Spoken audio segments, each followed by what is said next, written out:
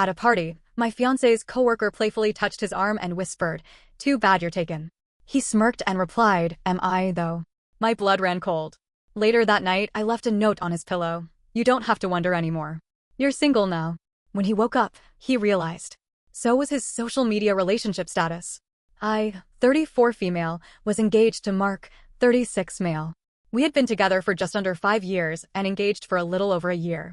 We lived together in a 2-bedroom condo on the north side of Chicago. Not luxurious, but comfortable.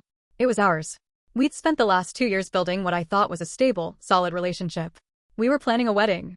I thought I was in a secure, grown-up, mutually respectful relationship. Apparently, I was dead wrong. It happened at his company's party. He works at a real estate law firm downtown. His firm had rented out this fancy rooftop venue in River North. He asked me to come. Said it was nothing crazy, just networking.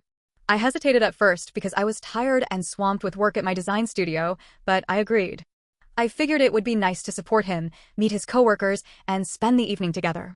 He wore a navy suit. Clean-shaven. I remember the way he looked at me when I walked out of the bedroom wearing a green silk wrap dress I'd been saving. He said I looked beautiful. Kissed me on the forehead. We took an Uber downtown. Everything seemed normal at first. He introduced me to a few of his coworkers. A couple of them were friendly. A couple gave me the cold, polite smile you give someone when you don't really want them around. It didn't faze me. I figured it was just how these high-stress, high-pay people were.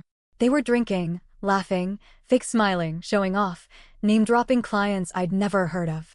I wasn't uncomfortable, but I wasn't relaxed either. Maybe an hour in, I was standing near the bar, chatting with one of the firm's paralegals about a home renovation nightmare she was dealing with. Mark was a few feet away, surrounded by coworkers, drink in hand. He looked confident. At ease. I remember thinking, he's in his element. Then she walked over. I didn't know her name yet, but I recognized the energy right away. She was wearing a red dress. Hair perfect. Her walk had intention. She didn't see me, or she pretended not to. She went right up to Mark. Put her hand on his arm, leaned in close, and said, "Too bad you're taken." She whispered it, but I was close enough to hear. My stomach clenched. I froze, not because she said it, but because of what came next. He didn't pull away. He didn't laugh awkwardly and say, "Haha, yeah, I am." He didn't correct her. He didn't even glance around to see if I was watching. He smirked. And said, "Am I, though?" 3 words. That's all it took. Everything stopped. It felt like the air left the room. I still hear those words. Over and over. Am I, though? He didn't say it in a joking way. There was no nervous laugh. It wasn't even quiet. He meant it. Like he wanted her to hear. Like he wanted her to know he was open. Available. That I was just temporary. I didn't move. I didn't say anything. I stood there, holding my drink, pretending to still be engaged in the conversation I was having, even though I couldn't hear a thing. A part of me wanted to march over, say something, call him out right there. Another part of me wanted to disappear. I chose neither. I set my drink down, turned around, walked out of the party, got in an Uber, and went home. I didn't cry. Not yet. I didn't panic. I wasn't even shaking. I was numb. Like my body knew something my heart hadn't accepted yet. I got home. Walked into the bedroom. I stood there looking at our bed for a long time. The same bed where we talked about our future, picked honeymoon destinations, laughed, made love, argued, made up. It didn't feel like my bed anymore. I packed a bag. Not everything. Just what I needed for a few days. Then I sat down at the desk, tore a page out of the notebook we used for wedding planning, and wrote a note. "You don't have to wonder anymore. You're single now." I left it on his pillow. Then I did something petty, but not regrettable. I logged into his Facebook and Instagram. I had access because we used to help each other post content. I changed his relationship status to single, turned off tagging, made it visible to everyone. Then I turned off my phone, grabbed Rue, our dog, and drove to my friend Hannah's place in Logan Square. She wasn't home, but I had a key. I let myself in, fed Rue, and lay on the couch, staring at the ceiling for hours. I didn't sleep that night. When I finally turned my phone back on the next morning, it blew up. Missed calls, texts, emails, voice notes. The first one I listened to was just Mark's voice, low and confused. "Where are you? Why did you leave?" Followed by, "Babe, are you okay?" And then, "I think you're overreacting. Can we talk?" Overreacting. He really thought I was overreacting. I didn't respond. Not to him. Not to anyone. The calls didn't stop. He showed up at Hannah's the second night, pounding on the door. I didn't open it. He left a letter in the mailbox. Handwritten. Said he was sorry if he said something that hurt me. He couldn't remember exactly what he said. Said he was drunk. Said I was the only one he loved. I almost believed him. For a second. Then I remembered his tone. The look on his face. The way he didn't even flinch when he said it. It wasn't a mistake. It wasn't a slip-up. It was who he was when I wasn't watching. A few days later, his friend Trevor messaged me. We weren't close, but we'd hung out a few times. He sent me a simple message. Hey, I don't want to get in the middle, but if you think that thing with Nina was just at the party, you should know it's been going on longer. I thought you already knew. Nina, the red dress woman. Her name was Nina. Trevor said it had been going on for at least a couple months. Started off harmless, like late-night drinks after work, rides home, that kind of thing. He didn't know when it got physical, but he was pretty sure it had. Said they had inside jokes. He saw them sneak away together once at a work event. He also told me Mark used to complain about me at the office. Said I was too controlling, too sensitive, always nagging. I don't even remember breathing as I read that. It didn't hurt the way I thought it would. It just confirmed what I already knew deep down. This man was not the man I thought I was going to marry. He had already emotionally left the relationship. The smirk, the words, those were just the moment he let the mask slip. I haven't answered his calls. He's been trying every way he can to get in touch. Sent flowers. Apologies. I even got an email from his mom asking if we could talk things through. No. I haven't cried yet. I'm sure I will. But not yet. It's been almost 2 weeks since I left that note on Mark's pillow. I haven't seen him. Haven't heard his voice. But he hasn't stopped trying. Texts. Emails. Calls from random numbers. Even a voicemail from his sister, saying she doesn't know what happened, but he's really hurting, and she hopes I can find a way to make things work. She sounded sweet. Concerned. I didn't respond. Meanwhile, I've been staying at Hannah's. She gave me her blessing to stay as long as I need. Moves adjusting, though she still pauses at the door like she's waiting for Mark to come in. I thought the worst of it was over. I was wrong. 3 days ago, I was at a coffee shop down the block, answering emails for my design studio, when a woman approached me. She looked nervous. Early 30s. Sharp cheekbones. Brown hair pulled into a tight bun. No makeup. Work clothes. She held her phone in her hand like a shield. Are you Mark's fiancé? It took me a second. Ex-fiancé, I said. Her eyes dropped. Right. Sorry. I'm Julia. I used to work at the firm. I didn't know if I should say anything, but I just saw your post. The one that went viral. Yes. My post, summarizing what happened without naming names, had blown up. Over 20,000 likes, hundreds of comments. People had opinions. Lots of them. Some called me strong. Some said I should have confronted him in the moment. Some even said maybe I misunderstood what I heard. That made me laugh. Julia leaned in closer. I was Nina's assistant. I saw a lot. And I feel like you deserve to know more. I didn't blink. Go on. She sat down. Ordered nothing. Just talked. Apparently, this thing with Nina and Mark? It started long before I thought. 6 months, at least. And Nina wasn't the only one. Julia told me about late-night meetings, private phone calls, hotel receipts that didn't match any business trips. He didn't even hide it well, she said. He used the company card sometimes. Nina covered for him. She was obsessed with him. But he never promised her anything real. He told her you were breaking up anyway. Breaking up? I was making wedding Pinterest boards while he was breaking up with me in fake conversations? Julia hesitated before pulling out her phone. I don't know if I should show you this, but she sent me screenshots once, bragging. She scrolled and held the screen up. There it was. A picture of Mark asleep, shirtless, in a bed I didn't recognize. Sent from Nina's number. Captioned, still thinks about her. But he'll get over it. My mouth went dry. I recognized his chain. His watch on the nightstand. His stupid crooked smile even in sleep. Julia lowered her voice. There's more. He told Nina he was staying with you for financial reasons. Said you didn't want to have sex anymore.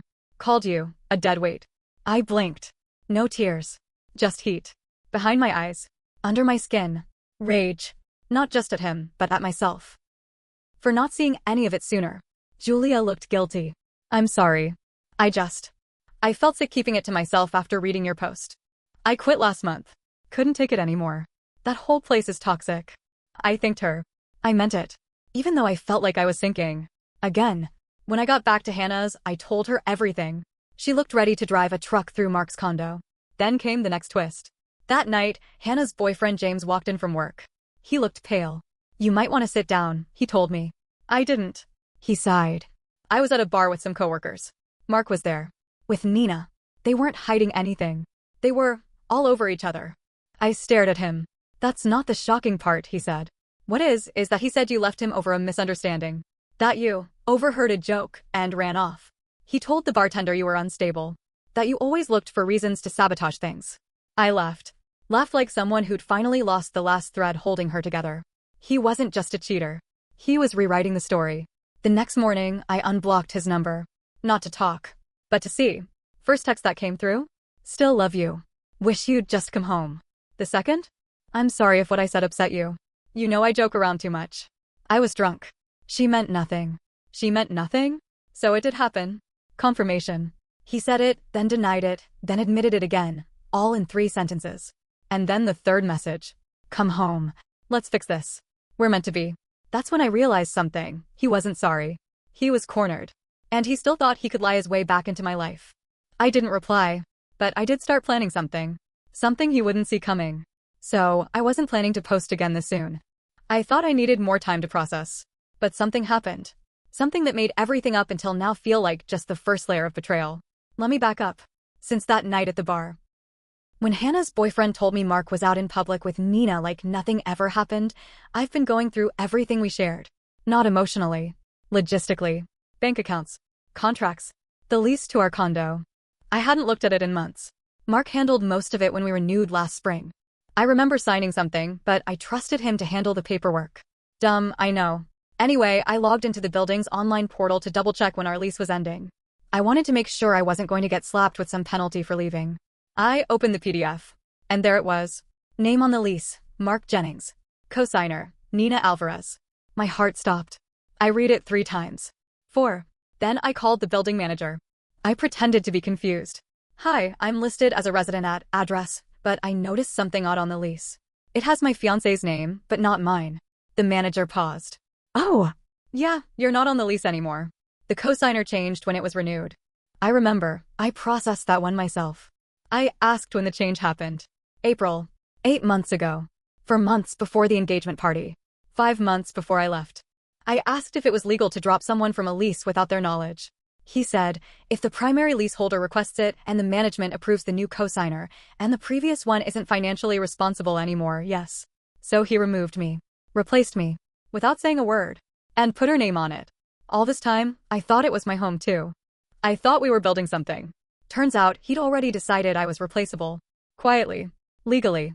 My name wasn't even on the mailbox anymore. I don't know how long I sat there staring at the screen. Could have been 10 minutes. Could have been an hour. When I finally moved, it wasn't to cry. It was to call a lawyer. Not out of spite. Not even because of the cheating. But because I suddenly realized I didn't know what else he'd changed behind my back. And I needed to protect myself. The lawyer was calm. Straightforward. Asked me if we had any shared assets. We did. A joint savings account. A wedding fund. Furniture we bought together. A couch I picked. A desk I paid for. She said, if your name's not on the lease, you can't claim occupancy. But if you contributed to rent or deposits, you might have legal standing for reimbursement. I asked her if it was worth fighting over. She said, do you want closure or do you want justice? I didn't answer. Here's where it gets messy. I sent a single email to Mark. Just one line, why is Nina on the lease? He replied 2 hours later. It was just easier financially. You were freelancing at the time. Nina had stable income, so I added her to get approval faster. It didn't mean anything. I didn't tell you because I knew you'd overreact. Overreact. There's that word again. I forwarded the email to my lawyer. She replied, he admitted it. That helps. But we're not done. Because earlier today, I got a DM from someone I didn't recognize. A woman. Her profile was private. No mutuals. Her message just said, if you think you're the only one he was lying to, you should call me. Attached was a phone number. I hesitated. I debated ignoring it. But my gut said nope, not random. I called. She answered on the second ring. Hi, is this, the ex-fiancé? I said yes. She said, I'm Alyssa. I dated Mark, a few years ago. We were together for almost 2 years. I left him after I found out he was cheating. But the reason I'm reaching out now is because I saw your post. And I recognized the patterns. She told me things. Some of it lined up with what I knew. Some of it didn't. But one detail stuck out.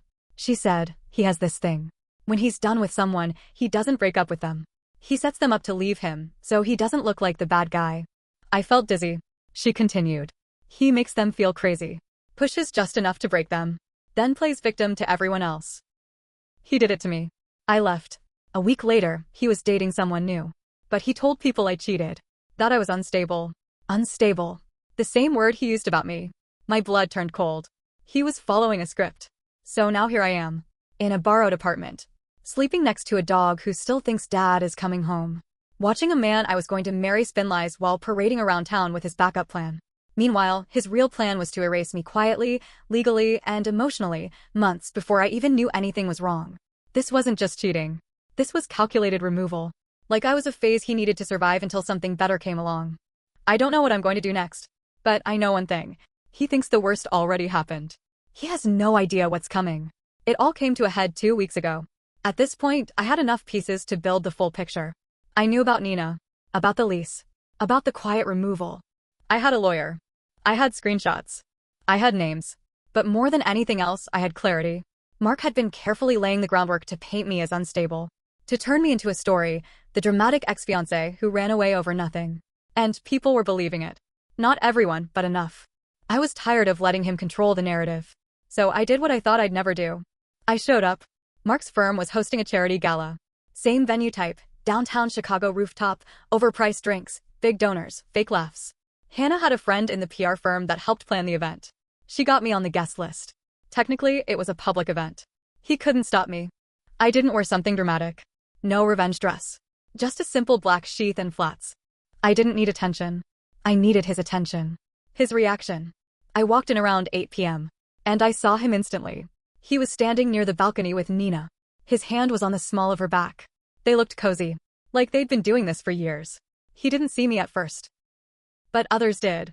I noticed a few of his coworkers glancing at me with confusion. Whispers. One of them leaned into the other and clearly mouthed, "Is that her?"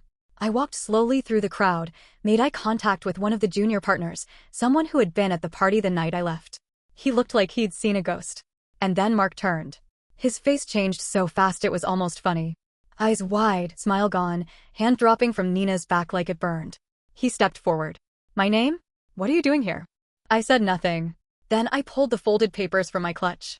Screenshots. Emails. The lease. Photos. Witness statements. Even the message from Julia. I handed them to him. In front of Nina.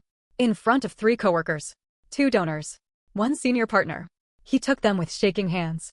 "What is this?" I said, loud enough for the circle around us to hear. "This is the part where you stop lying. To everyone. About everything." Nina grabbed the papers. Scanned them. Her face paled. She looked up at him. "Is this real?" He stammered. "Nina, just hold on. She's spinning this. She's mad." I laughed. Actually laughed. "Oh, so I'm still the unstable one?" I turned to Nina. "You weren't the only one. He's been doing this for years. You just happened to get upgraded to the lease." She said nothing. Then she slapped him. Hard. Gasps. No one moved. No one stopped her. He stood there, stunned, one hand to his cheek. She turned and walked out. The silence was thick.